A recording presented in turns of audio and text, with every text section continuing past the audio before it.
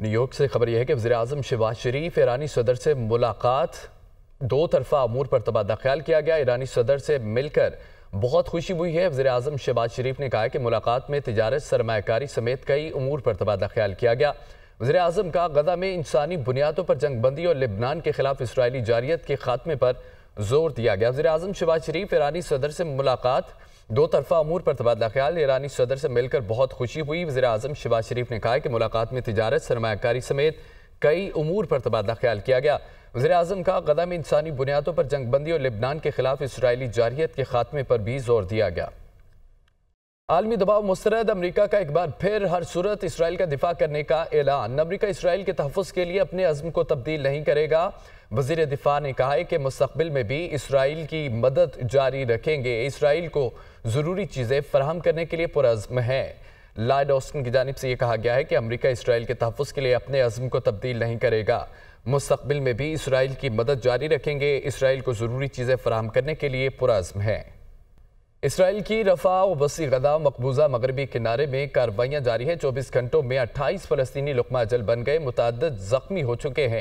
عرب media کے مطابق Jabalia میں اسرائیلی حملے میں 7 فلسطینی شہید، کئی زخمی ہو گئے۔ خان یونس میں 5، رفح اور 7 شمالی علاقے میں ایک معصوم بچہ اسرائیلی بربریت کا نشانہ بنا۔ غزہ میں صہیونی فوج کی کارروائی میں 2 خواتین سمیت 5 فلسطینی شہید ہوئے ہیں، درجنوں زخمی۔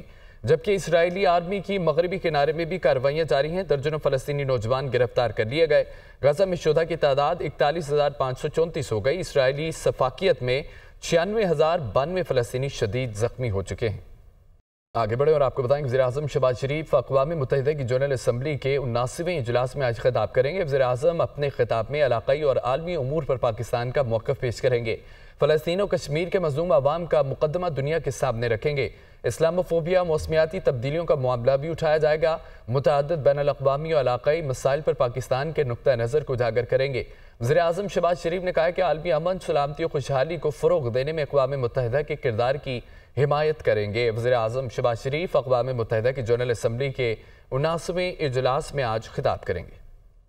ادھر نیو یارک میں اقوام متحدہ کی جنرل اسمبلی اجلاس کے موقع پر وزیراعظم شہباز شریف برطانوی ہم منصب کیئر سٹارمر، IMF کی مینیجنگ ڈائریکٹر کرسٹالینا جورجیوا سے ملاقات ہوئی ہے۔ یورپی کمیشن کی صدر ارسلا وان اور عالمی بینک کے صدر سے بھی ملاقات ہوئی ہے۔